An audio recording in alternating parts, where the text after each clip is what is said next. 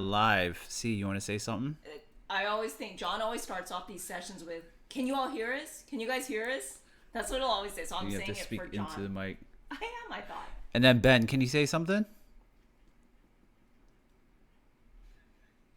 Hello, everyone. Can you hear me? Okay, there. So we're all testing our audio. Can everyone hear us? Yeah, Ben. Try not to listen to the audio coming out of your Twitch browser. Okay, that's what I was saying. Listen to Zoom. Yeah. Listen to your Zoom. Okay. So then there's less delay. Okay, cool. Sweet. So if it helps, maybe that's what John was saying, was try to mute the Twitch. Okay, I think I have successfully muted the Twitch. Okay. Okay, they said Ben is a little low. Let me increase you. Have I? Give me a We second. hear Ben okay, but John will try to tweak it. All right, say something, Ben. You want to say something, Ben? Did he mute himself? Ben, can you Hey, hear Ben, us? can you? I am too quiet. Apparently, that's no good. I can speak louder. No, it's because my audio setting was off, I think. So I think you okay. should be good. All right, everyone's saying much better. Okay, everyone says much better on Ben's voice. Yeah. All right, should I do a little Great. intro? Our camera's right here, right? Same Yeah, place? yeah, in the corner. Well, hello, everyone. Happy last day of May. May 31st is the end of AAPI Heritage Month. So hopefully you ate some good Asian food this month and experienced some Asian culture, or if you are Asian, that you learned something about your own history or familial history. But tonight we're doing a live stream with Ben Starr, who is a fan favorite from season 2.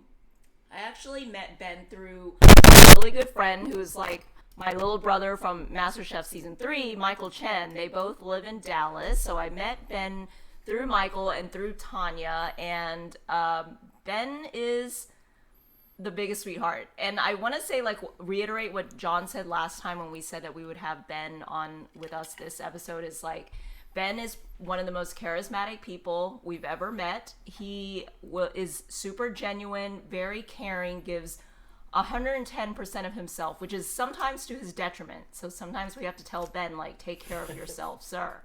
But I asked him to come on this live stream. Immediately he said yes, even though I was kind of like thinking, I don't know, Ben doesn't have very great memories necessarily of MasterChef. So I was like, I don't know if he'll want to say yes, but he just said totally. So thank you for that, Ben. So I know many of you are Ben Starr fans. So, you know, it's been 11 years since his season. So whatever you have questions about, let's see what he's up to now. Feel free to ask, but I want to say, Ben, you've done a lot since your season. I know you did Frank for a long time. You do still, like, you lead like foraging classes. What are you up to now, or what would you like to talk about? Well, I'm really being a boring housewife for the majority of my time, which is one of the reasons that I closed, or at least I pulled out of the little underground restaurant that I did with 2 season mates from my season of MasterChef. We did that for 7 years. It was super awesome. I learned so much. I met so many amazing people. But as the two of you can attest to, the chef life is incredibly demanding. And I know that you guys are sort of in it together, and that poses, of course, its own set of challenges and rewards. But when you don't ever see your partner any night or any weekend or any holiday for 7 years, or your family or your friends for that matter, it's really, really, really challenging. So I stuck it out for 7 years and had an incredible time. But now I am like back at home cooking in my own home kitchen. I'm rebuilding my backyard. I'm recultivating my garden. I've got a flock of chickens in my backyard again for the first time that I certainly couldn't have during the restaurant era. So I am as happy as I can be.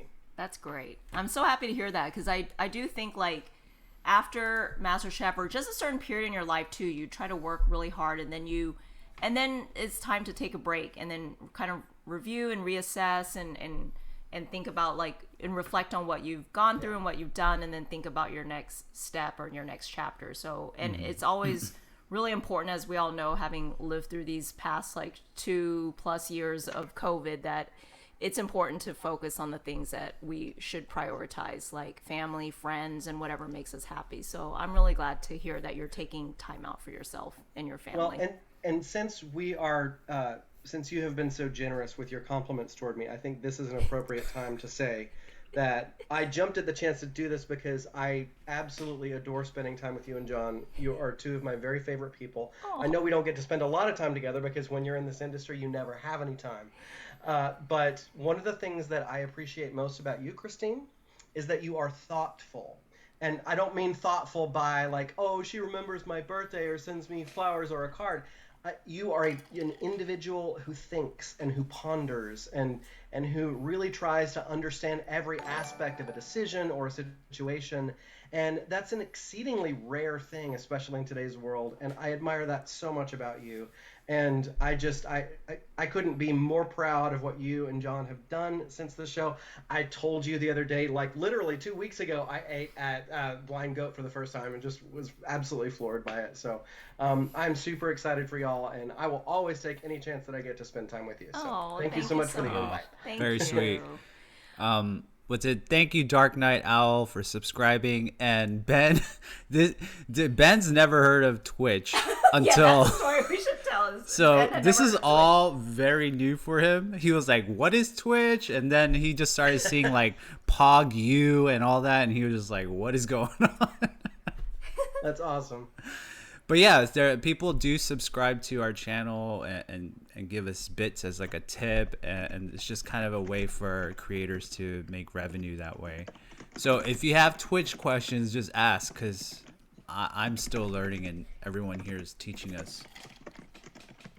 Sorry, I'm not distracted, but I'm trying to turn the AC down in our room. Zimbus, thank you for subscribing. And then I will put my phone down. But I guess, shall we start the episode? Yeah. Okay, so Sure. So let me preface this for you, Ben. So I think, what episode are we on in season 3? Episode 7. 7, which is, okay, so the last episode was the challenge where Ryan gave me the live crab. So Oh, yes. yeah, so, and I think right before that Ryan it was gave a you mystery crabs. box. Oh yeah, the mystery box was like the awful. So like, the lamb's head or whatever, and Yeah. arts and stuff.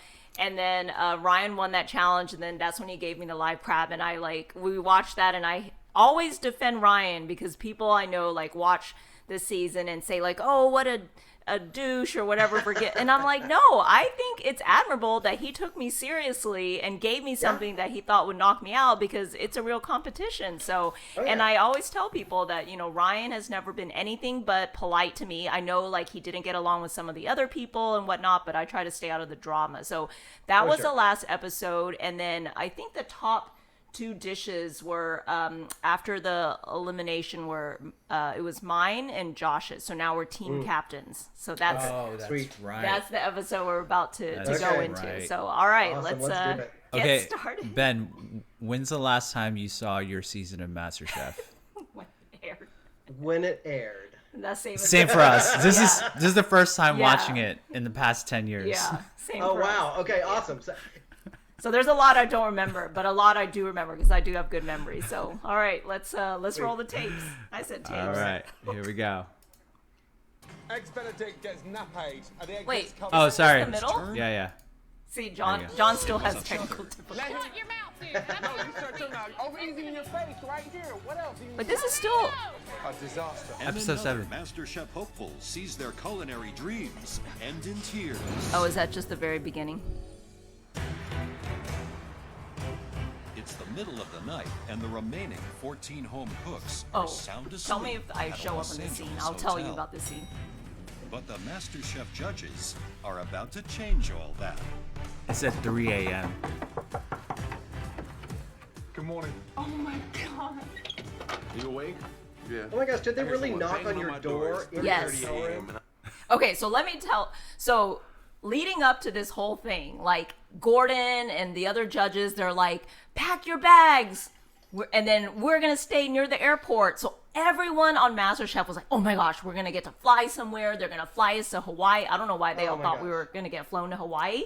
But me being super like sleuth, I was like, no, but I have just lost my ID. So I was like, I don't have an ID. I don't have a passport. I was like, there's no way I'm getting on a plane unless they're flying us on a private jet, which I'm 99% sure they don't have the budget to fly us on. So I'm like, I'm not going to get through like like security and stuff with no ID. So I kept telling them, I was like, you guys, they're not flying us anywhere. They're going to trick us into something ridiculous. And they're like, no, we're going to fly. So we had to pack our bags. We stayed at a hotel in the airport. They did come knocking at like 3 a.m. And I remember, because I'm in a completely different hotel room, so I didn't know the hotel room that well. I had felt like I'd just fallen asleep. And then I hear this banging on the door. It freaks me out. The room's all dark. So I get up. I'm all flustered. I don't know where the lights are. I'm like bumping into everything, like stub my toe on the desk, and finally make it to the door. And Joe Bastianich was there with one of the producers and like a camera. And then I was like, I think they felt really bad because it took me forever to like get to the door, and they could hear me like walking into every wall before I could open the door. So that was my experience. I'm just wondering what the heck is going on. Today, our home cooks are about to get a taste of the life of a professional breakfast chef. That means a very early start. Move your ass, big boy. 10 minutes downstairs. Okay, I'll We're be gonna ready go in 10 minutes. Get up, gotta go. I look at the time, it's like 3 in the morning, and I'm like, someone's gonna die for this. Someone's gonna die. Oh, David While Martinez. hundreds of other hotel guests remain asleep, the Masterchef contestants have been told to head down to the hotel's kitchen for their latest team challenge. So here you are in a professional kitchen, a moment you've all been dreaming of, but you probably didn't expect it in the middle of the night. Your Christine, big was challenge this morning. challenge actually filmed at the Radisson Hotel near Yes. LAX? Yes. So that's the hotel that we stayed at in my season. Really? We called it the Radisson. Today's episode is brought to you that by. that was our like production hotel. Oh, interesting. Huh. Crazy. Yeah. And it's fun for me to be seeing like all of these faces, because the crazy thing is, like, once you've been on the show, you're sort of kind of in the crowd, right? So like I was fans of you guys even though I didn't know you. Yeah. Just like anybody that was watching the show. But I also like got to, like, I would email you and you would email me back, which was like some totally weird like little thing. And like I'm really good friends with David Martinez. I've stayed at his house in Phoenix like a million times. Like I love that guy and his wife. They're such cool people. So sorry. Anyway, I'm fangirling. We can continue. I didn't know you were good friends with him. Ben's friends with everybody. The early rush, cooking all of the breakfast room service orders at this huge Radisson hotel. What?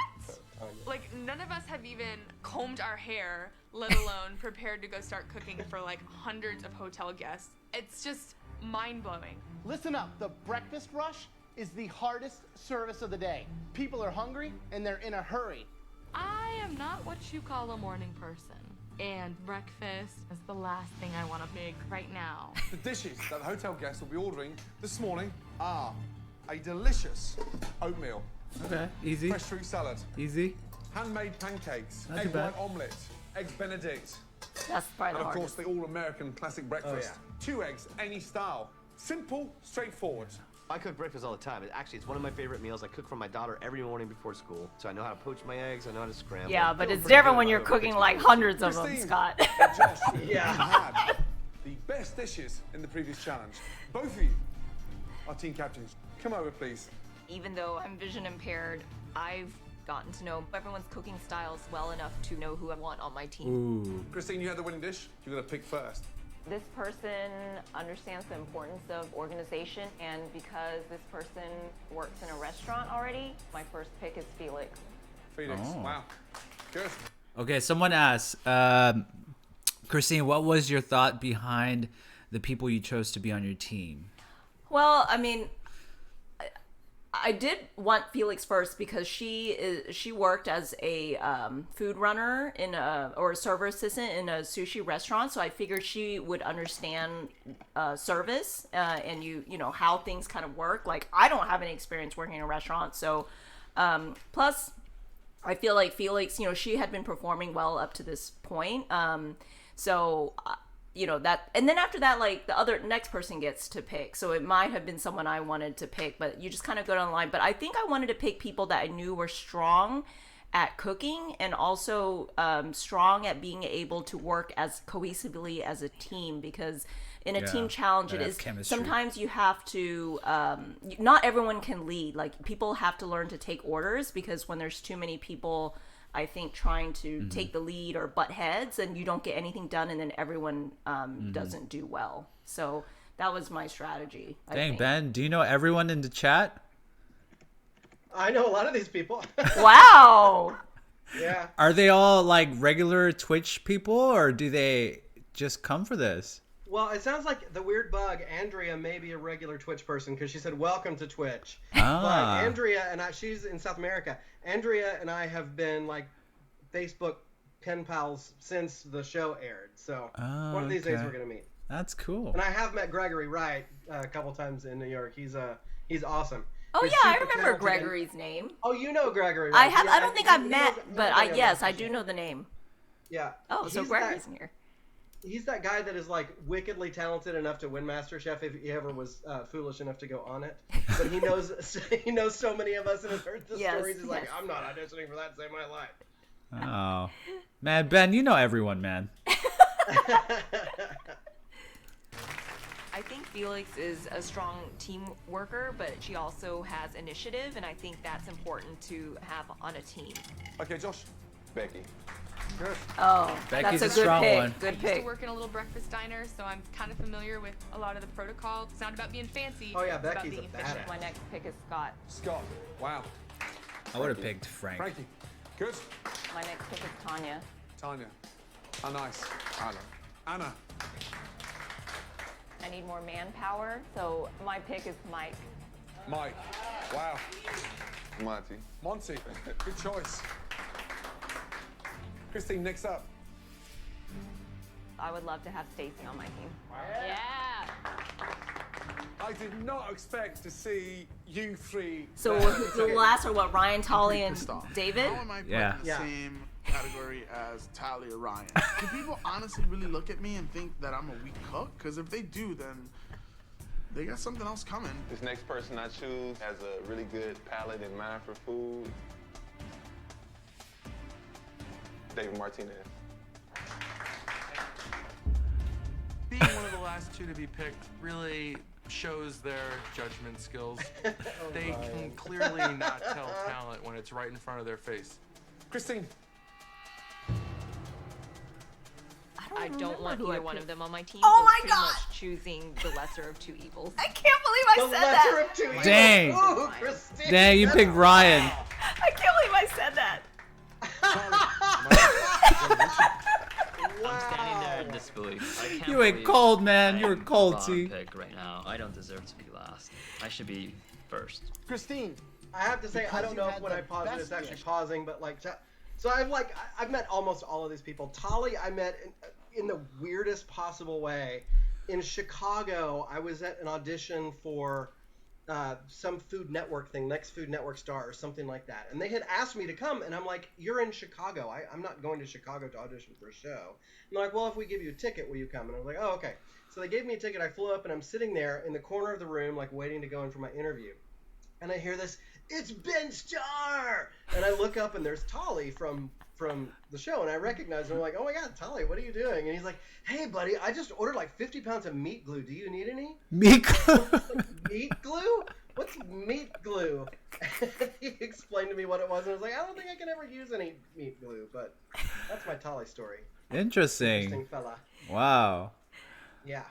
Oh, they're asking me to increase the volume on the stream. Okay, let me increase it just a tad. Okay, here we go. Giving you another advantage in this challenge. Big one. Right now, Oh, you I have remember. the I get to power swap. to switch out one member of your team. Because I thought I remember having with Becky one on my member team. of Josh's team. I'll remove Ryan. Ryan. This is garbage that I'm getting traded like this. I am not looking forward to it at all. And who do you Now want he's to going to be take? on the team with Taking Monty. Becky. Wow. Becky was Josh's first pick, so immediately I know that it's going to be a thorn in his side and it'll hit him hard, and I know that I'm going to build an even stronger team. Happy to be here. Happy to be here. Both teams have got 90 minutes Dang, to I didn't prep, remember that. and then switcheroo. 90 minutes to serve. Each team needs one expediter. He or she will be overseeing every cart that leaves, making sure that it leaves within its window of time. It is a hugely, hugely important job. Christine, who do you want as your expediter? Me. You should say me. No. Felix. Felix. Christine picked me as the expediter for her team. I'm a food runner, so I feel completely confident doing that. And Josh, what about you? I'm gonna choose Monty on this one. I'm pretty confident that Monty will be able to perform as the expediter for our team because of her Felix looked like she organization cried. skills and the attention that she puts into 'cause her I plates wanted and to every other kick challenge her that we after have. this challenge. Begin serving breakfast at 7 a.m. Excited? Yes, chef. Your 90 minutes prep time starts now. Off you go. Just In 90 this minutes. challenge, the hotel guests have I would pre-ordered start their doing the breakfast potatoes and immediately. specified a delivery Maybe time. boil and then throw Each them in the team oven. has Yeah, actually pause 130 this. So orders. Ben, what Satisfied if you were like team captain of my team? What would be your strategy? Or like if you were just running your own breakfast team, like what's your strategy for this? Oh man, you know the actual restaurant challenges that we did literally that took years off of my life. Especially Agreed. short order stuff like breakfast, and you're having to like deliver it to the rooms and such. I would have. Thank God I didn't have to do this challenge. If I was a team captain, I would have literally like crawled under the under the tabletop. That's pretty much what I wanted to do. I remember I wanted to cry, and I tried so hard to keep my composure. I wanted Yeah. to be able to see my face throughout all this because I was just like I wanted to. I pull out my hair and I was like, Felix, Yeah. like you need to communicate because she wouldn't Yeah. communicate as the expo. I remember. Yeah, I mean, the couple times that I was team captain, the thing that I tried to do was ask, like, crowdsource within the team and find out, like, who here has cooked breakfast for 12 people, like, to order before? Who has done that? Who can cook? Who is totally confident in the way they cook eggs? Yeah. And, you know, you put that person on Egg Station. Mhm. But, this is just a night. I'm sweating right now watching this. This is so terrifying. Customers will hang a tag of the team's color on their door. The team with the least number of tags will face a pressure test. I want you two cutting the fruit for the fruit salad. I want you to get on the oatmeal. Frankie, I want you on the pancakes. Josh just says, okay, you're doing this, you're doing that. Just assigns jobs, more of a dictatorship kind of thing. In my opinion, it's smart to ask everybody, what is it that you like to make? So that people can have passion in what they're No, doing. but Ben just Unlike said that the would have blue been team. his strategy is to ask who's.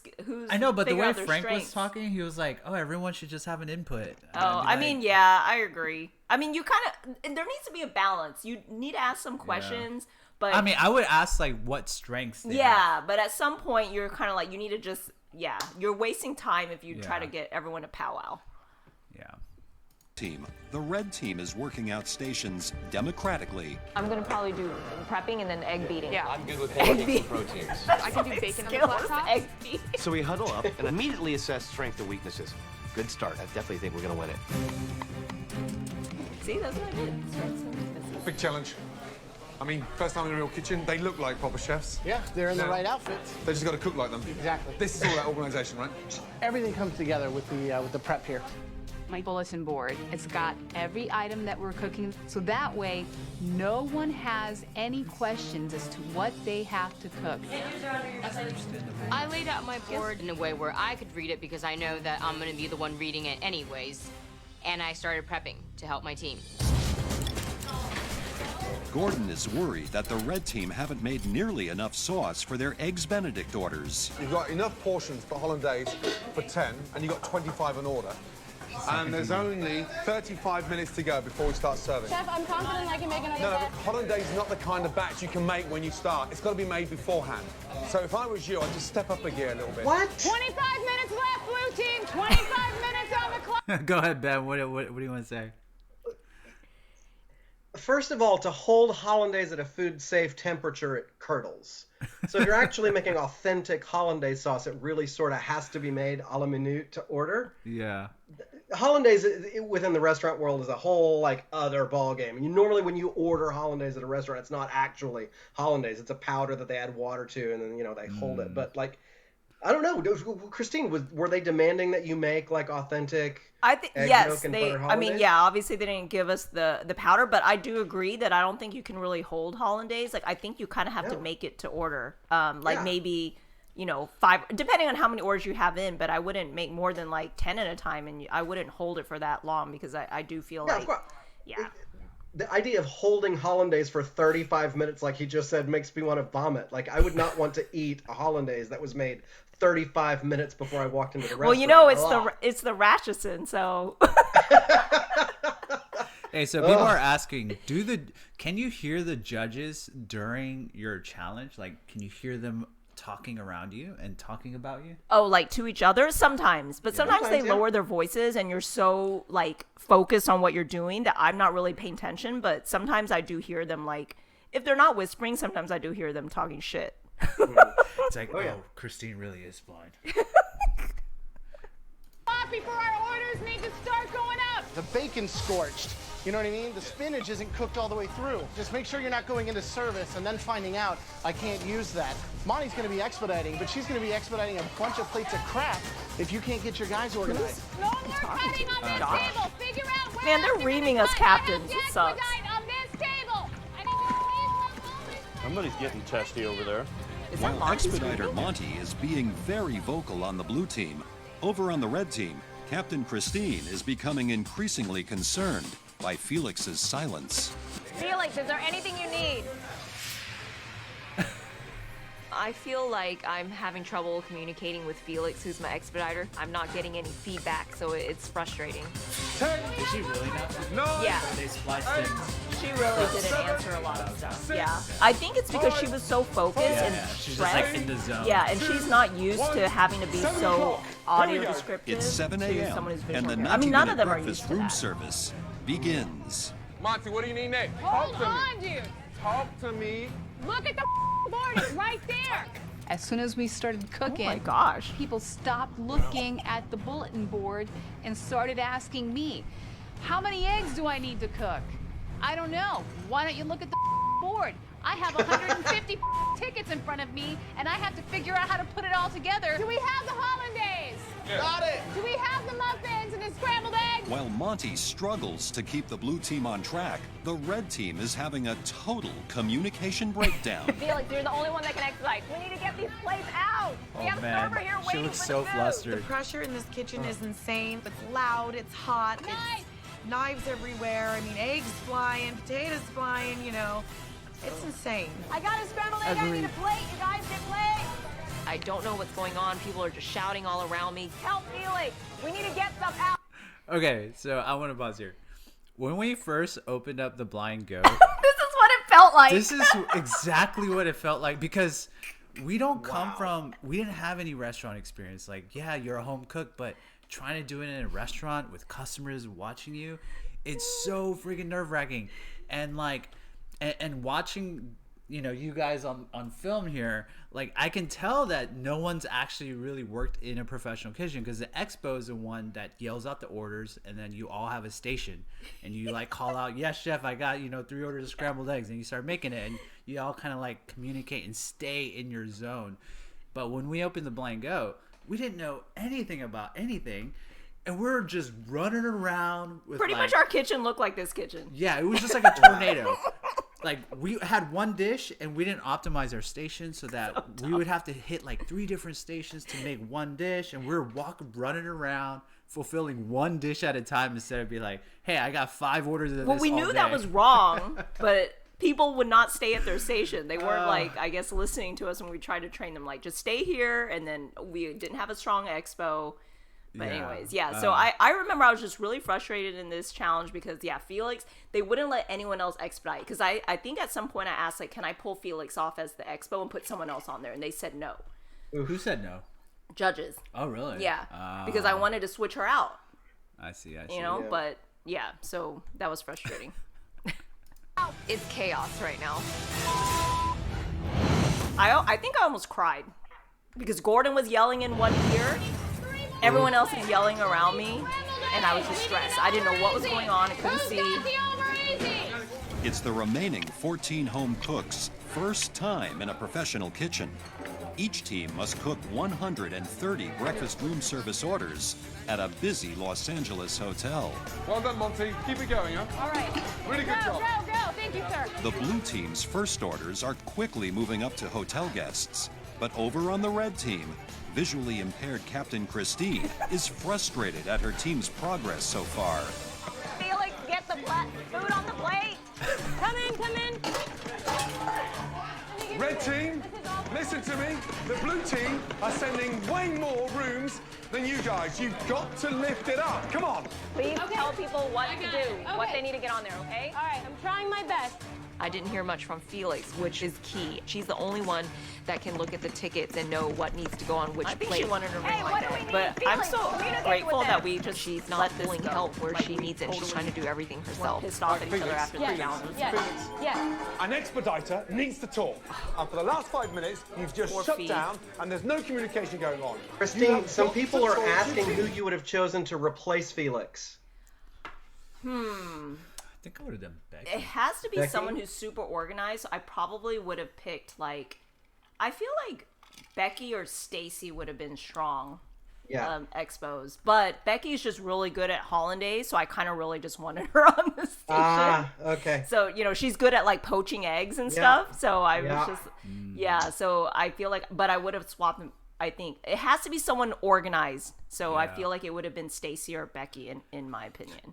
Yeah. I mean, looking at it, they purposely set you guys up to fail. 70 minutes, you got to do this mad rush breakfast service. Yeah, none of us have cooked in this damn kitchen. Yeah, for sure. Yeah, and Oompa Loompa asked, does Gordon's yelling ever actually make things better? No, never once does it do that. But that's his I shtick. wanted to cry when he's yelling at me, and then I know Felix was wanted to cry too, and he's just yelling at her and telling her she needs to communicate. So God, I feel so bad for Felix.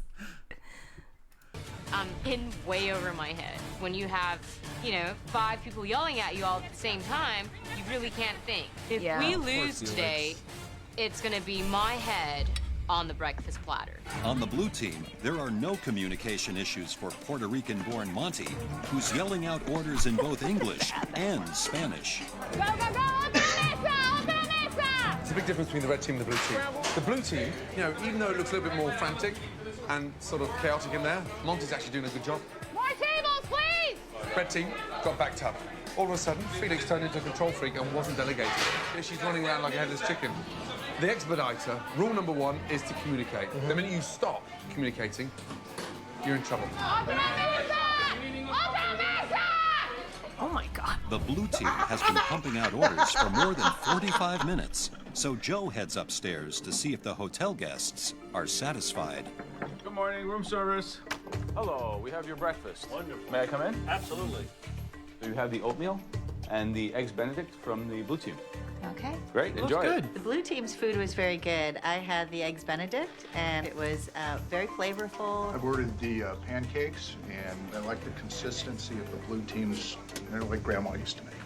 Happy customers mean votes for the blue team. While the blue team gets good reviews upstairs, downstairs, the red team continues to struggle.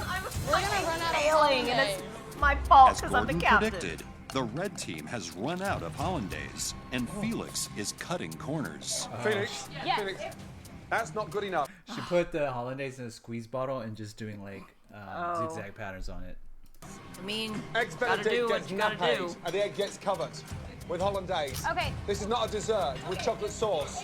Start again, please. I hear Felix getting chewed out for putting only a drizzle of hollandaise sauce onto the eggs Benedict. Not being able to see and being team captain, it's very difficult. I need my team members to step up and just take ownership of what they're doing. We need more hollandaise. Make sure we don't run out. Tanya, are you in the hollandaise? Christine, I'm on it. I'm on it. Christine is so vocal, it's extraordinary. She is really kind of rising to the top, as we say. She's taking control.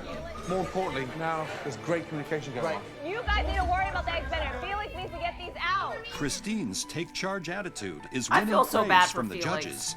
But in this challenge, it's votes from satisfied hotel guests that matter. We have the breakfast prepared by the red team for you. The hollandaise sauce was amazing. The eggs were perfectly cooked. So the red team's healthy omelet, the ingredients were awesome, presentation was great. it doesn't have enough flavor, so it immediately needed the little salt and pepper. 25 minutes to go, guys. The red team continues to get orders out. But over on the blue team, Gordon discovers standards are slipping. $18. Is that it on fruit? Who put the fruit on there? I did. Look at me. I did. That was a mistake on my part. That's a mistake. No way.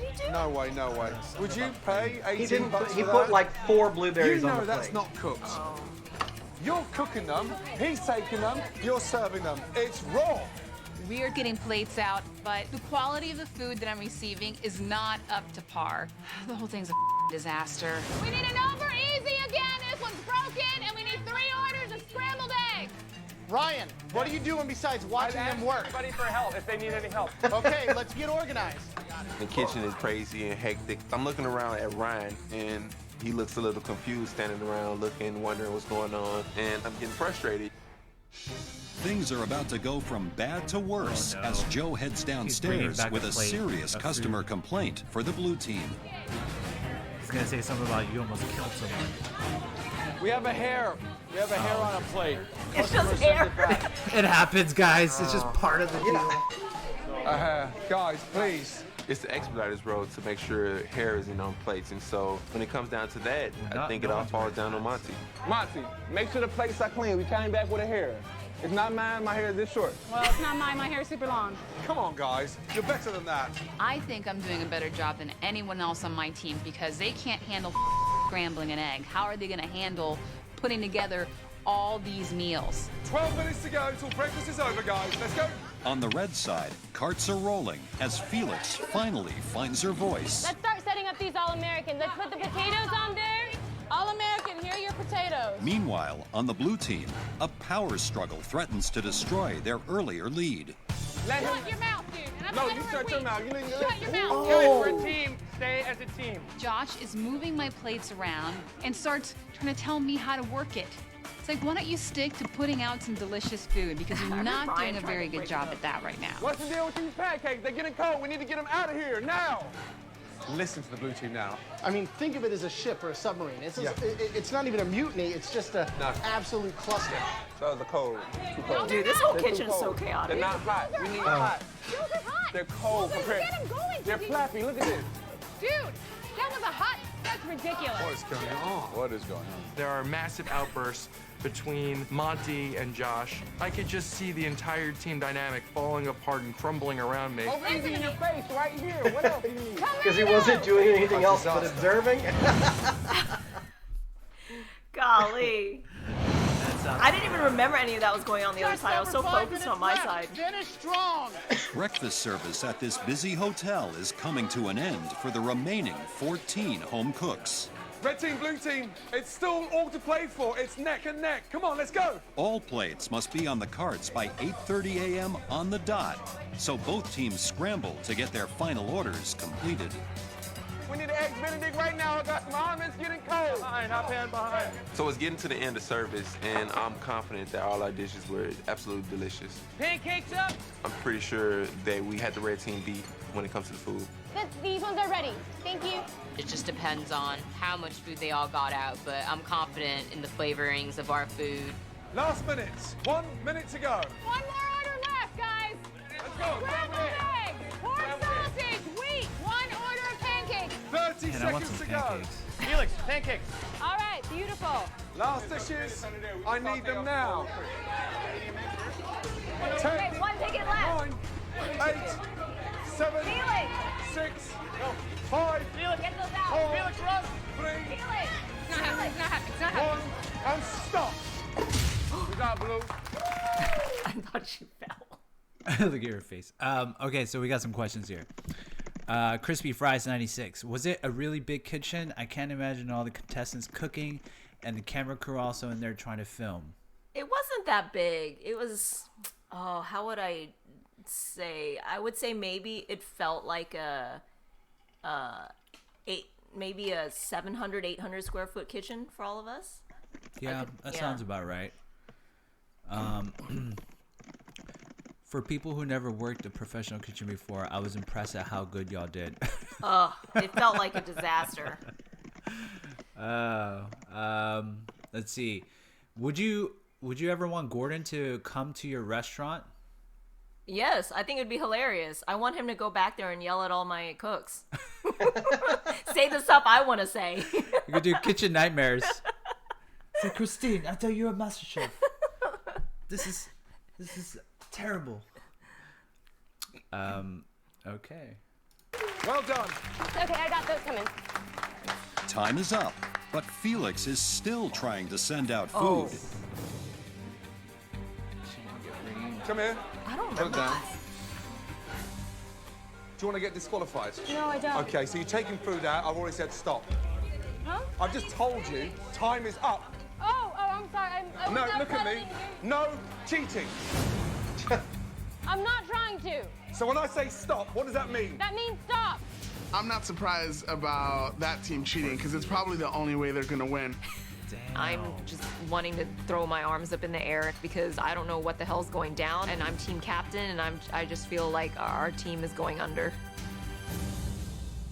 This is so much harder than I thought it was gonna be. I wish that I was better organized, that I could have done a better job telling everyone what to do instead of trying to do everything on my own. She was trying to do everything It just on breaks her my own. heart that if we lost today, it would be my fault, for not doing a better job. I mean, what do they expect? Throw a bunch of people who've never cooked in a professional kitchen together, who barely Bottom knew line, each you other. guys, in We're the home kitchen. cooks, and we just ran a service for the busiest hotel in the country. It's insanity, dude. In the country? I don't know about that. I feel like we have a good chance, considering a lot of the people on that team have never even stepped foot inside the back of a restaurant before.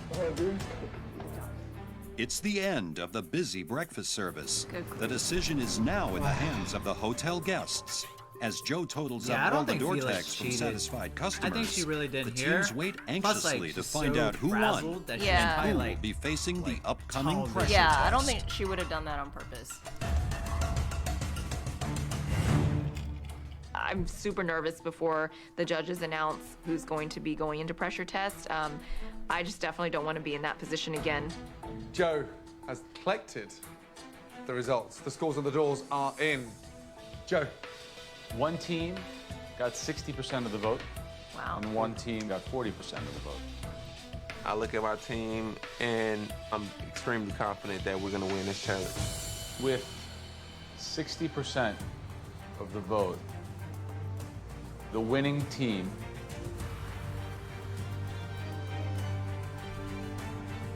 is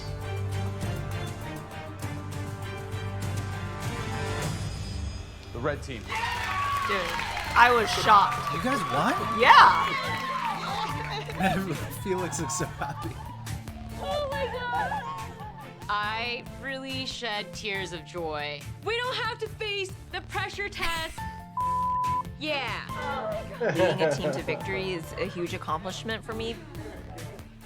I feel awesome, like I've climbed that entire ladder from bottom to top. Red team, congratulations. The red team wins a challenge, and wow, it's just awful. Congratulations, Captain. You led them into victory. Well done. Really well done indeed. Blue team, you know what happens when you lose a challenge. Sadly, you're going to face a very tough, a very daunting pressure test where at least one of you will be checking out of the Masterchef kitchen forever. The sun. Okay, someone's asking, are some of those conflicts scripted for the sake of enticing content? I wouldn't say they're scripted, but I think No. they're coaxed out. Like, if they know that you, like, they sense, like, a little bit of animosity, they'll Mhm. definitely try to, like pick fish at it. for it. Yeah, like, oh, what did you think of so yeah, and so doing this? yeah. And- So, yeah. And there, for the people that aren't aware, there's very extensive psychological profiling that goes on before you're cast on the show. So they already know, based on your personality archetypes, which contestants you're going to clash with, which ones you're going to click with, and a lot of that personality profiling and the psychological examination goes into how they select the mix of contestants, because they want some contestants to hate each other, some Yeah. contestants to trust each other, some contestants to fall in love. Like they want all that to happen Yeah, because they it makes for definitely- better television. Yeah, they definitely want people that are, like, not everyone's going to be a homogenous group. They want like people who might butt heads, like, you know, come from very different backgrounds and have very different personalities, because that will obviously make for more TV drama. Better TV. Yeah. They're looking for caricatures, like not just, you know, even keeled, like, oh, I'm okay, you know. That's boring. That was me though. No, but your archetype was like the innocent, you know, sight impaired person. But I was always just like, I don't know, like, I like everybody. The producers are always like, God, we can't get anything out of her. I mean, you can't be. They said the blind same person thing and be about mean, me, right? Christine. I really did believe we won this one. One of us is going to go home, and it could be any one of us. See you back in the Masterchef kitchen. Good job, Red Team. Well done. Honestly, I was shocked that we won. But who knows, like... I was kind of shocked. Well, yeah, you don't ever actually see the ballots. Yeah. You know, that's part of these team challenges and the group judging is that you never actually see the votes being cast. Right. So the team that wins is the team that needed to win. As the winning red team heads inside, the blue team prepares itself for the pressure test, knowing for at least one of them, this will be their last day in the Masterchef kitchen. I freaking totally wanted to avoid every pressure test. Me too, man. I wonder what they're conspiring over there. Today's a competition. You and I are definitely an alliance, but everyone else, I could care less. Clearly, you know who I want to go home. We want Monty to go home. Some girls have like one screw loose. I feel like she has like 30 different screws loose. Monty is to blame for us losing this challenge, and I'll be happy to have the last laugh when Monty is walking herself out of the MasterChef kitchen. Ding dong, the witch is dead with a capital B. Is he like really a cornball like that? Yes, Or... Ryan is. So the thing is, like, I've told Ryan before when he says something, I was like, Ryan, you know, you're a really nice guy, but sometimes you say stuff that will rub people the wrong way. But he always comes up with these like things to say. I don't really know Ryan that well, but he will say these things are not scripted, y'all. He really says these things out of his own head.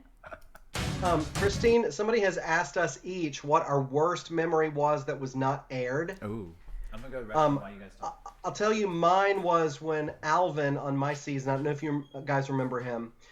He was my roommate at the beginning of the show, and we got to be really close. He lives in Houston, and he and Christine are also very good friends. So Alvin was my roommate, and that guy is a genius. He's a badass. He knows 10 times more about cooking than the next person on our season. And he got up for elimination when he did a modernist cooking or sciencey sort of reverse spherification stuff, and the judges didn't like it, and they decided to eliminate him. And by that point on the show, I was like, guys, I'm out. I'm not cut out for this like cutthroat stuff. Like, I'm a lover. I cook because I love people. So I'm ready to go home. I had begged them to eliminate me earlier, and they wouldn't do it. And I said, listen. I told the story producer, I was like, listen, we can stage this. It'll be great on television. I will give up my apron so that Alvin can have another chance to be on the show, because he deserves to be here more than I do. He's a better cook than me. He knows more than I do, and he's great. And this little story producer, gosh, what was her name? Christine. It's the tiny little, she was Indian but with a British accent. Yaz. Oh, Yaz. So Yaz comes out of the production trailer. And she's like, what the fuck is this about you wanting to give up your apron? We've already decided that Alvin's going home and there's nothing you can fucking do about it. So shut the fuck up and get back in the MasterChef kitchen and do your fucking job. Damn. And I was weeping because Alvin shouldn't have gotten eliminated. It was just a fluke that he did, and I really, really, really wanted to go home, but they wouldn't let me. But that's my worst memory from the show. What's yours? Wow. My worst memory? I mean, that wasn't aired. Yeah. I mean, this part I don't think people knew, and I would probably talk about it later once we watch the episode. But everyone always asks me what my least favorite challenge or the hardest challenge, and I always say it's the sushi challenge, where I had to, we were teamed up, and I was teamed up with Stacy, and it was a tag team challenge. And for me, as someone who's visually impaired, it's so hard because when I'm standing on the sidelines, I have no idea what Stacy's done or my partner's done on the station, and then when I go in, I'm like, I have no idea where she left off, so I don't really know how to pick up. So I felt like we were at the bottom of that challenge, and I remember I had told Stacy, I was like, I feel like I don't, you deserve to be here. Like, I think it's really hard to have a visually impaired partner. Like, when, if we go up there and we're at the bottom, I'm just gonna like step forward and then like say I'm gonna go home. But then I think like, I forgot what happened, but I think like they, for some reason also, like I wasn't allowed to like forfeit my apron.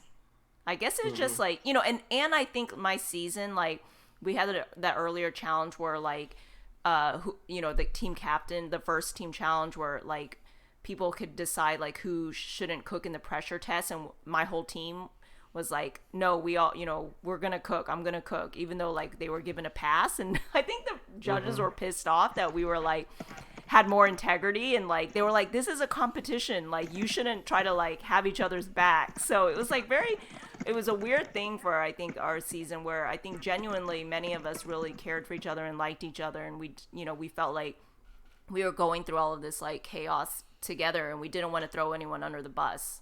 And so, I mean, I don't know, like I feel like there was just and towards like the end, like I feel like a lot of us, at least for myself too, I became super paranoid and always second guessing everything happening. And sometimes I would be like, are there cameras in our hotel rooms, or are they going through my stuff? Like I was just very paranoid. Christine, I don't know if I ever told you this, but I snuck out of my hotel room and ran across the freeway to the mall and bought an iPad.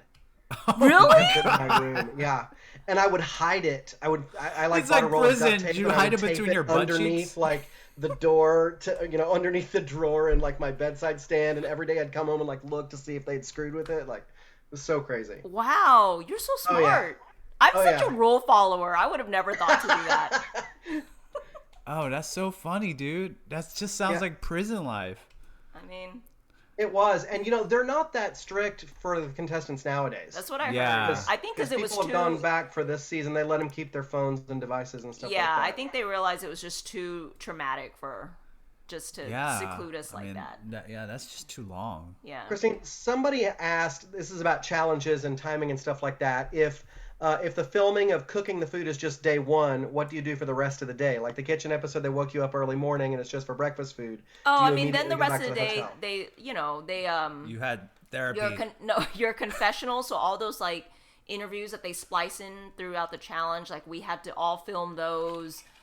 Sometimes we have to do what they call our pickups, which is like re-recording like certain lines or whatever that they wanted to get a cleaner audio of, or they wanted to delve further into some other interview. So yeah, and it's a lot of waiting around, transporting back and forth or whatever. Yeah. So yeah.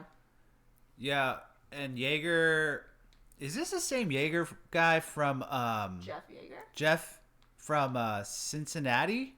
Who sent us all that Cincinnati food? You remember that? Huh? Yeah. Oh, it is him. It is. Nice. Thanks for all the Cincinnati chili, man. And for always supporting us on like YouTube and stuff. But yeah, he was saying like maybe you're not allowed to have online access so you can look up recipes. I don't think that's it. No, I mean I think partly that, and they don't want you to communicate and let people know like what's happening or like who's still in the game. Yeah. Probably psychological warfare. And it's that too, probably. They just want to cut you off. Yeah. All right. I don't remember what this pressure test is, so kind of forgot.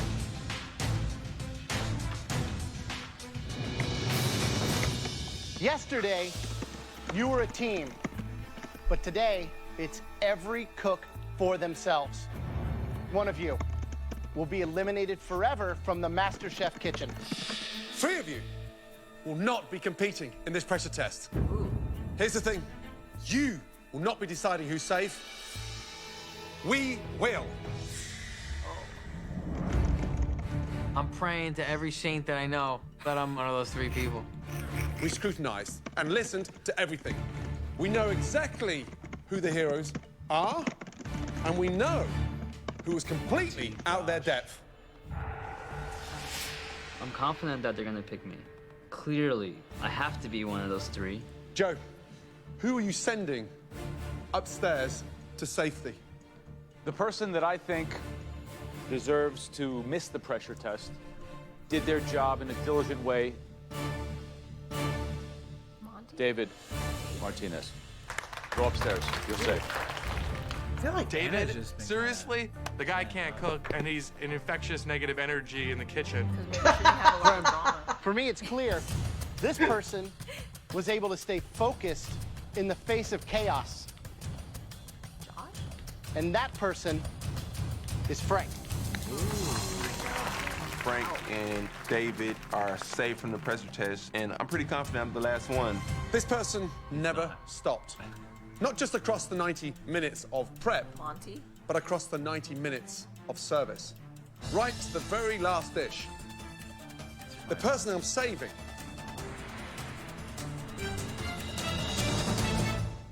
Josh. Oh. So it's Monty, It's not you. Holly, and Ryan? Monty, upstairs, Wow. please. Oh, what? Congratulations. Wait, what happened? Well done. Wait, yeah. Never stopped. Not just across the 90 minutes of prep, but across the 90 minutes of service. So true. Right to the very last dish. The person I'm saving.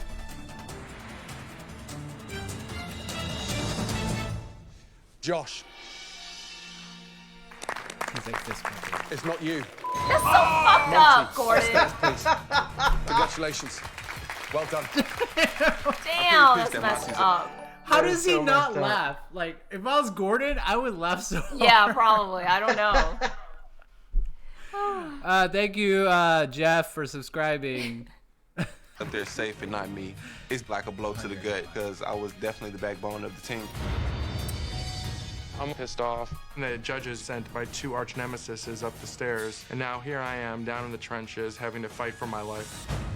So, for the four of you who remain, I'm sorry to tell you, but today's pressure test is a dessert that still to this day terrifies chefs across the world. It involves elements of a cake and a souffle. It's a stunning, technical, molten lava cake. This is not your average dessert. This is a performance.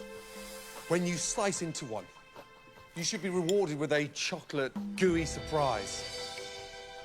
Leave it in the oven too long, you've got a brownie. Take it out too soon, and you've got a mess. All four of you, onto your stations, please. Let's go. The pressure is on. On your stations, you have identical ingredients. Flour, sugar, eggs, chocolate, powdered sugar, cinnamon, and butter. And you have 4 attempts to get the perfect cake. If at any point you think you've nailed it, bring it up to us straight away, because that is the cake you'll be judged on. Your 45 minutes starts from now. Good luck. Creating a perfect molten lava cake requires preparing a batter with the exact amount of a few basic ingredients. The cake must be removed from the oven at precisely the right moment, just long enough for the outside to cook, while the inside remains liquid. 1 second either way can be That does these voiceovers. Voiceover? Yeah, me too. the difference between success and failure. This is a real pressure test. The temperature in the oven has to be hot enough to sort of almost crisp up the outside. Right, but still liquid in the center. What about I remember just thinking, I'm like, thank God I'm up in the stand. Not too sweet. Not too sweet. Almost Doing this crap. What's the strategy for this test? The strategy now is to make the mix, split into 4, get one in the oven first. and then Ben said that someone who undercooked a cake and tried to convince the diner that they did it on purpose.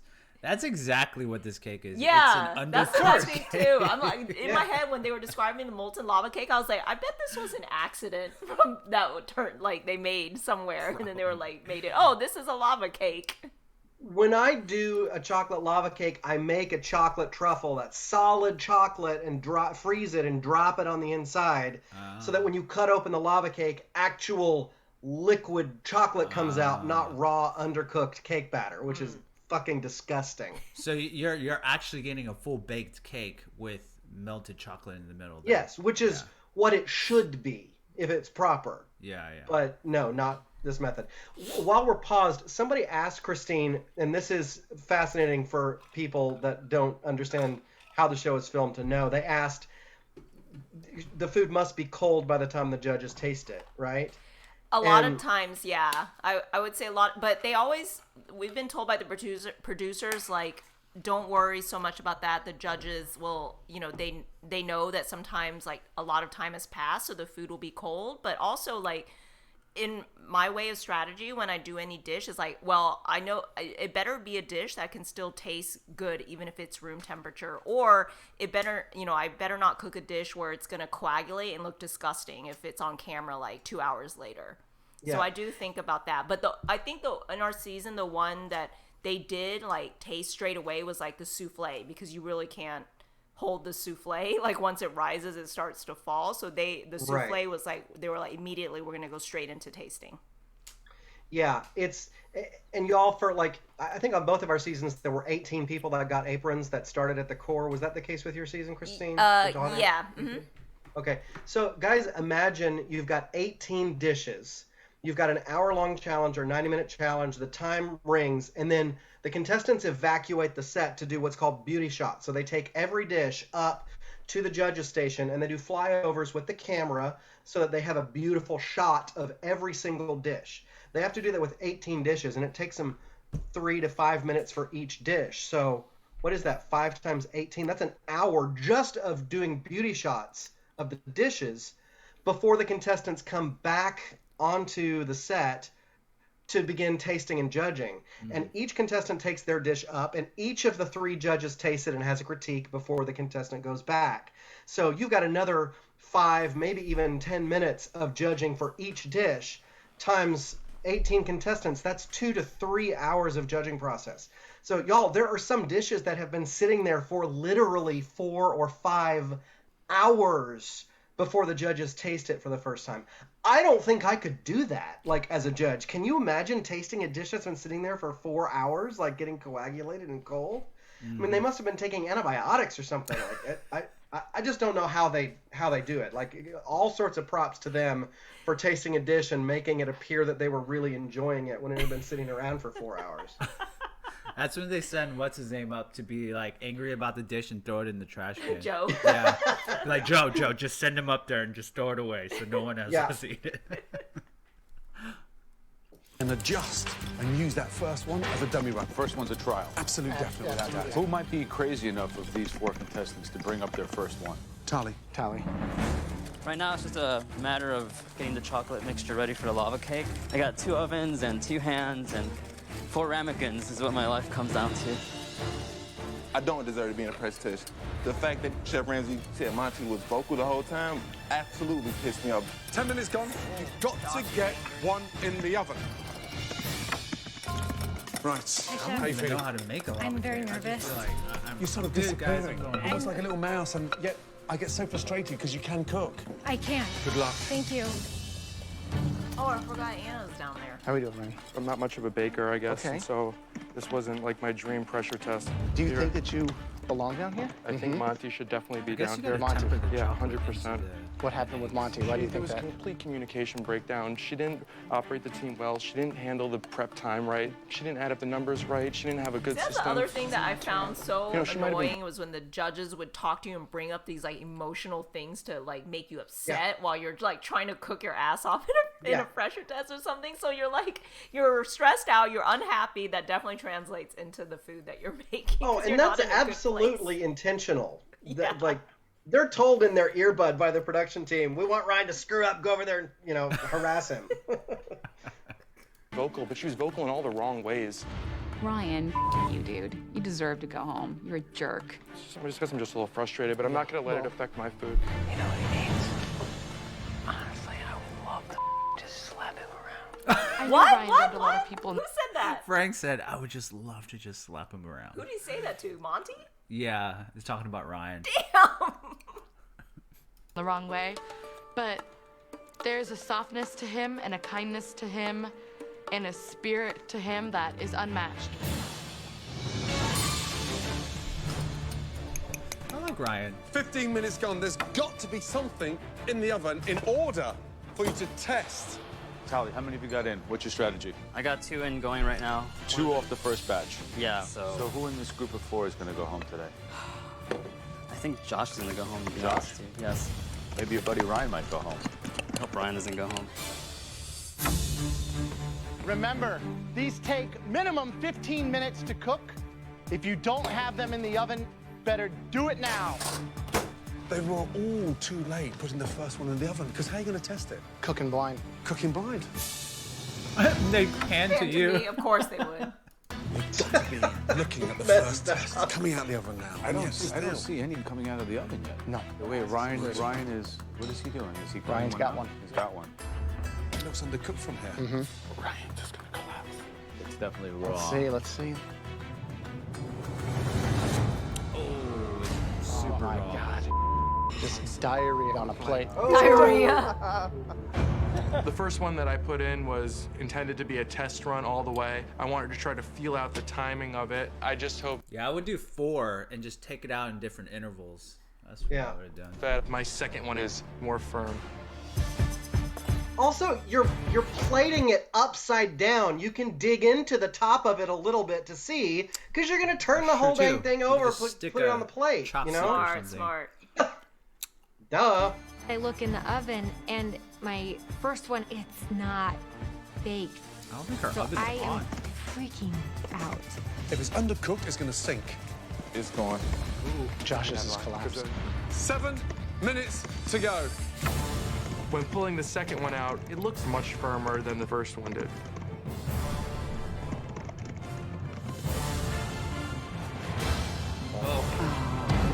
Second one, no bueno. Now, my entire fate lies in the last one. Yeah. 5 minutes to go. Ryan keeps chewing on his thumb. Yeah, that's a Tonight's big no-no, pressure guys. test is to bake a perfect molten lava cake. At any time now, you can serve. The home cooks get just 4 chances and 45 minutes to cook, test, and present one perfect gooey-centered cake to the judges. 5 minutes remaining. Come on. But with time running out, no one has presented their cake. I was going to cut into this as a test, but my other cake's probably been there just as long. So I said to myself, you know what? I'm going to take a gamble, and this is going to be the cake to present to the judges. Are you serving that, Tali? I'm serving it. I want to hear. Let's go. Let's go then. Oh, who's that? Thank you. Janky Zero. Thanks for the Right. You happy with that? subscriptions. I hope so. Janaki Zero? Sorry, not Janky. Ooh, not bad.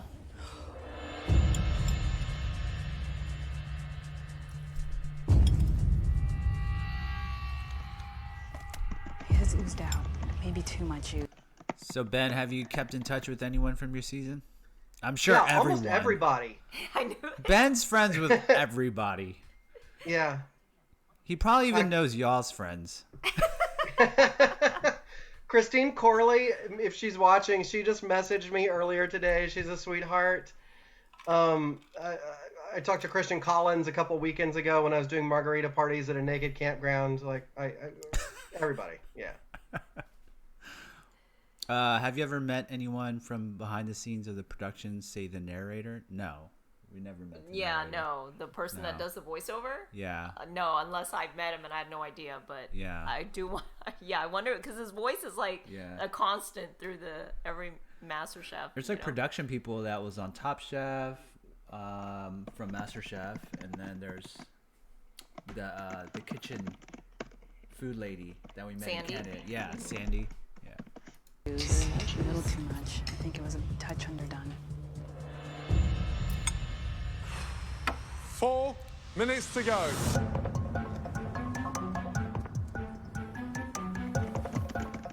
I take my cake out of the oven. Oh my God. Good job, man. Beautiful. And I can tap the surface. It has a little dimple in it. It looks good, and I am so relieved. I'm serving in 15 seconds.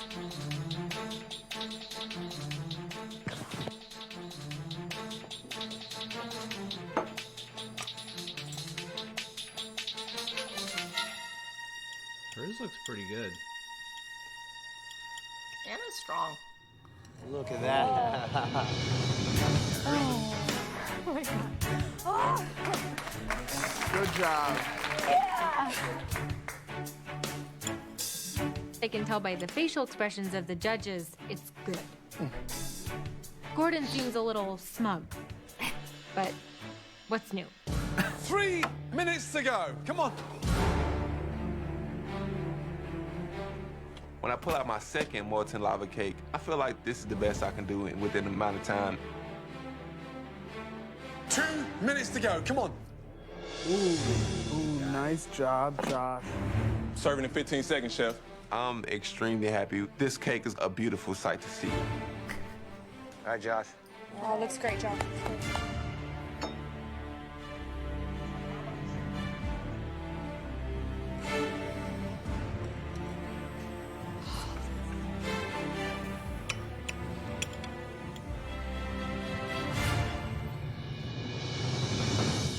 Ooh, yummy. Good job, Josh. Thanks.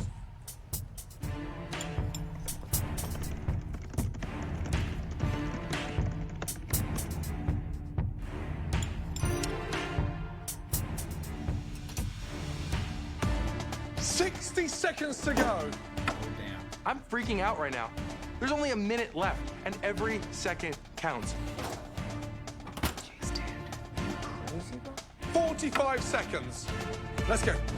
God, I would be freaking myself. What? Who was it? 30 seconds to go. Run. Hurry up. Bring the plate, go. 10.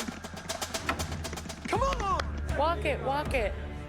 Go, go, go!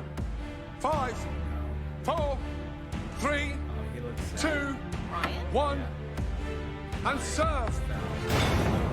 It collapsed. See that you can't hide. Wow.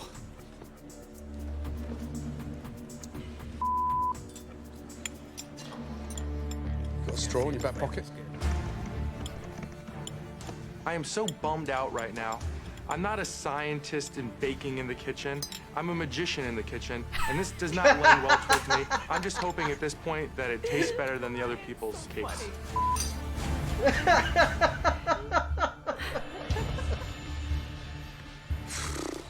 I mean, it tastes good.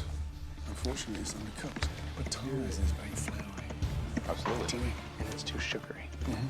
In the mix, especially in the middle, too, not cooked. Yeah. So his cake just collapsed? Yeah, as soon as you can. That was definitely 45 minutes of pressure, let me tell you. Josh, Anna, step forward, please.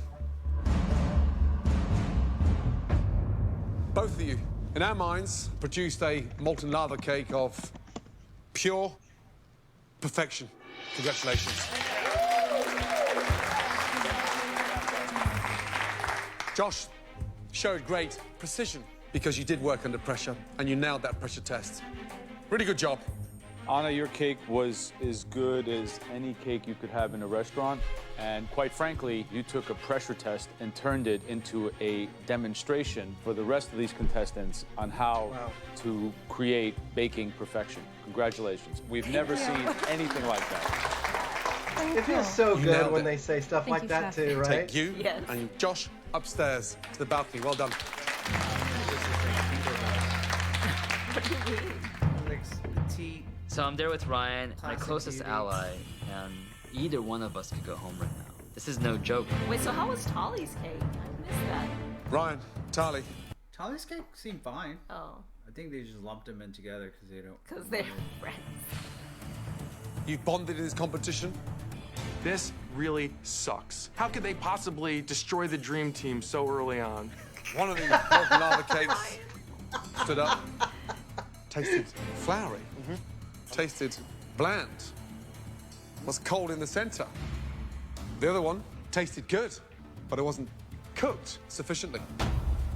I hope Ryan goes home today. He does not belong in the Masterchef kitchen. Ryan has taken a lot of punches in this competition so far, but he's not a bad person. Tolly's got to go home. If you can't put flavor on the plate, you're not going to put it past these judges. I think both of them need to go home. Damn, see? You look like you're sleeping too. Let me rewind that. Competitions. Oh wait, did I fast forward too much? Yes. Oh God.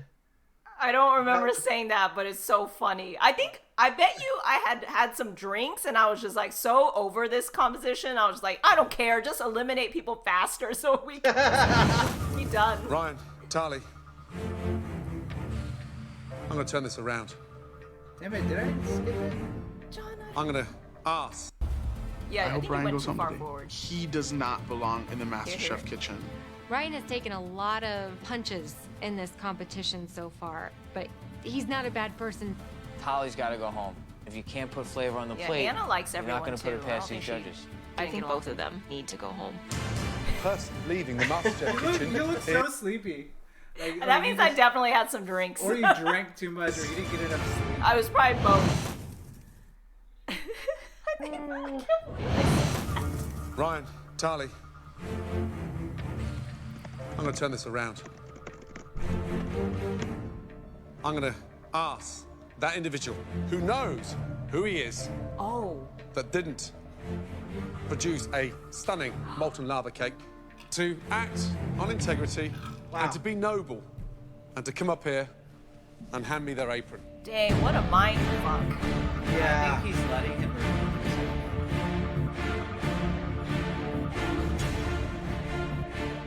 Man, this is where you just do it, you know? Yeah. Because if they want to keep you, they'll be like, well, we're going to keep you because you made such a noble choice. Yeah. There you go. Oh my gosh. Tali, upstairs. I thought it was a noble move by Ryan to give his apron up. Ryan was my really close friend, and now I carry the torch for the both of us. How you feeling? Disappointed. You're disappointed. We're disappointed. So far, you've handled pressure in the competition brilliantly. I did not expect you to present a molten chocolate soup on that plate. Thank you, Ryan. Please take your apron and put it onto your station and leave the MasterChef kitchen. Clearly, that chocolate molten lava cake got the best of me today. I just feel sick to my stomach that this is the note that I'm going to be leaving on. This has been an incredible experience for me. I'm very thankful for having the chance to show the judges what I could do. Thank you very much. I met a lot of great people. I wouldn't trade it for anything. This has reinstilled in me how good of a cook I am. I guarantee that you have not seen the last of the flavor elevator. You should have made some like sauce company. Call it the flavor elevator. That was a serious pressure test. From now on in, we're going to turn it up. Get some rest. You're going to need it. Tomorrow night on MasterChef. We've rewritten the rule books. Oh man, something's about to go down. Oh gosh. And it's gonna be ugly. As the pressure intensifies, new rivalries form. I am the best cook here. If Maggie's name gets called, I'm going to vomit. Another contestant loses control. Monty, how can you set fire to a trifle? And when a dessert challenge gets messy, that was a disaster. Another home cook is banished from the MasterChef kitchen. Oh man, oh man. Oh man. Y'all, I had somebody ask a question earlier and I couldn't type the answer out because it's complicated, but it has to do with another question somebody asked about whether the judges curate like the contestant's hair or dress or anything like that. So I, on my season, wore these little, hats that my mom makes for me. She's been making these for me since I was like 16, right? And so I wore it in the first episode because my mom was having surgery while we were filming and she couldn't be there, so I just wore the hat as a tribute to her. And I had brought like 4 of the hats so the producers could tell me which one they wanted me to wear in the thing. Well, Ramsey hated the hats so much that the producers wanted me to keep wearing them, but I was like, I've only got like a few that I brought. And they were like, well, can we get your mom to make you some more hats? I was like, no, she's having surgery. She can't make any more hats for me. And I was like, but you've got a costume department. Tell them to make the hats. And they're like, well, that will be considered, preferential, so we can't do that. And I was like, okay, well, what do you want me to do? And they're like, do you know how to sew? And I was like, no, I don't know how to sew. And they're like, well, do you think you could learn how to sew? And I was like, well, I mean, these can't be that complicated, and they were like, you can't keep wearing the same hats throughout each episode. We need you to have more hats. So they took me to a sewing shop, and I bought a sewing machine and a bunch of different fabric. And at night, when all the contestants would be together in the research library researching recipes for the next day, I would be in the corner with my sewing machine and fabric, making more of these dumb, ridiculous hats. And I finally had enough of it, and I told them, y'all, I don't know. I need my time to study, not make hats. And so I didn't have a hat for the last episode. And initially, the producers freaked out, and they're like, where's your hat? We have to have your hat. And I was like, I'm not making any more hats. I'm exhausted. I'm tired. I need sleep at night, and I need time to study. And so I just went on without the hat. And, of course, I got eliminated that day. So somebody said the hat was really your ratatouille. There was a rat underneath here, like, telling you what to do the whole time, right? But, so the one episode when I didn't have a hat, I got eliminated. Oh, I can't believe you paid money out of your own pocket to go buy a sewing machine. And then... Well, they sort of told me, they're like, you have this thing going on, and it irks Ramsey, and it's great television, and so we'll kind of foster this, but you have to buy it yourself, so that we're not accused of, being preferential by the other contestants. Yeah, but... I think for my season, I remember Felix, like, she always had a different look every challenge at the beginning. And I remember the producers were like, no, like, you have to remember the audience, they know you as, like, who you were in the audition. Like, you have to keep that look. So she, like, had to go back to, like, some of the stuff that she, like, I remember in her audition, she tied her hair in these little buns, and then she wore, like, this bright lipstick. And then she was like, I don't want to put my hair in these stupid buns anymore. But they kept making her put them in these buns. And she always had a different look, and they were just like, no, the audience won't remember who you are. So yeah, they were pretty careful about making sure we fulfilled, like, the same kind of look or appearance so that supposedly we can be remembered. Like, I do remember halfway through, like, all of us needed a haircut, so they like allowed someone to come and, like, cut our hair, and then I think some of our hair got cut too short, and then, like, the producers, like, freaked out because they're like, now there's no continuity because all of a sudden our hair in, like, the next episode was like too short or something. Yeah. I know I became really good friends with Monty right after the season finished airing, and I know she told me that they spent a lot of time kind of curating her look before the series began. Really? Yeah, so they really wanted that specifically, and I mean, she looked very iconic, right? Yeah. Yeah, because I do remember when we would go to set or, like, when we're not filming, like, Monty was dressed very casually. And then I feel like she had her hair down and, like, I think when we were still doing our own makeup, she spent a lot of time, like, on her makeup and her look. And I was like, oh, wow, Monty really knows how to work the cameras. That's what I just figured. I was like, oh, she knows, like, she has a look. Yeah. Somebody just talked about that haircut thing. They did not allow us to cut our hair during the season. But I grew up in my dad's barbershop, so I cut all my friends' hair. And halfway through it, I was like, screw this. I've got to get rid of some of this. And I went, when they took us to, like, Walgreens and stuff, and I bought one of those little, hair trimmer things. And I started to cut my hair, and you see all of this gray? Yeah. That was not there when we started filming Masterchef. And 5 weeks into Masterchef, when I zipped off my hair, I was totally gray underneath. But it was fine for me because I wore hats all the time. So the producers freaked out, but they were like, oh, well, at least thank God you're wearing the hats. Well, when we got to the final challenge, Adrian was just going nutso because he was all crazy Beethoven hair. And I was like, dude, I will cut your hair in my hotel room tonight if you want to. And he's like, I am totally coming to your hotel room. I cut his hair, and the producers freaked out the next day. But he was like, screw it, I don't care. I'm sick of this hair.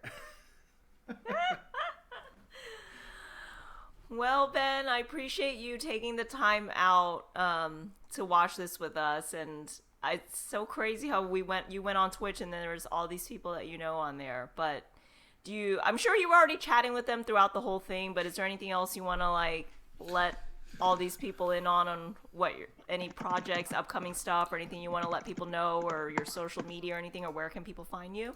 No, not for me. I was doing a little YouTube channel for a while that went kind of viral during COVID with sourdough bread stuff, but, like, you guys know how impossibly difficult it is to film a video and then edit it and get it all uploaded and everything like that. It takes hours and hours and hours and hours. So I haven't done a video in over a year. I'm not really promoting myself now. I'm just really enjoying my life and spending time with the people that are important to me, and trying to catch back up on the people that I kind of abandoned for 7 years when I had a restaurant. But I again want to say, like, the two of you and everything that you guys have accomplished after the show has been so admirable. You know, it's easy to watch reality TV and pass judgment on people's character and that sort of thing. But I feel that, like, watching you on screen and then meeting you and seeing what you and John have, and your devotion to each other and your devotion to your craft and your perfection has been just ridiculously inspiring. I love you guys so deeply. I'm so impressed with everything that you've done. I can't wait to see everything that you're going to do. And thank you for letting me be part of this. It was super fun. Yeah, well, thank you so much, Ben. I know. Yeah. You're so eloquent with your words. Yeah. I'm like, Ben's a good guy. Thumbs up. Well, thanks, Ben. Well, you know, he's going camping for the next month and doing his, like, travel, so we're, you know, envious, but he's a free spirit, and John and I are tied down with restaurants and work. But I hope Your life decision. I hope you forge some good stuff and cook some great stuff and make some good memories, and then I hope to see you sooner than later. So next time you come around or we go up to Dallas, of course, you know. You got to take us foraging, man. I love you guys. You so always great say to that, see but you need to make the time. I know. I want to forage so bad. You have to. Yeah, we're gonna do it. Oh, and John, I'll bring you back some Pliny the Elder because I'm going through wine country. Oh my God, you don't have to do that, man. Just send your carrot cake. That's all that matters. Okay. And thanks everybody for watching and tuning in. It was super fun. You can always email me with your questions, ben@benstar.com. I'm happy to respond now that I don't get like 1,000 emails a day. So there you go. Send him 1,000 emails. There you go. All right. Thanks, Ben. Thanks, everyone, for tuning in. We'll upload these to YouTube, and then we'll do another one when we have some time. Yeah. Cool. All right. Thank you, guys. Good night, Ben. Bye, Bye, everyone. Be safe. Bye.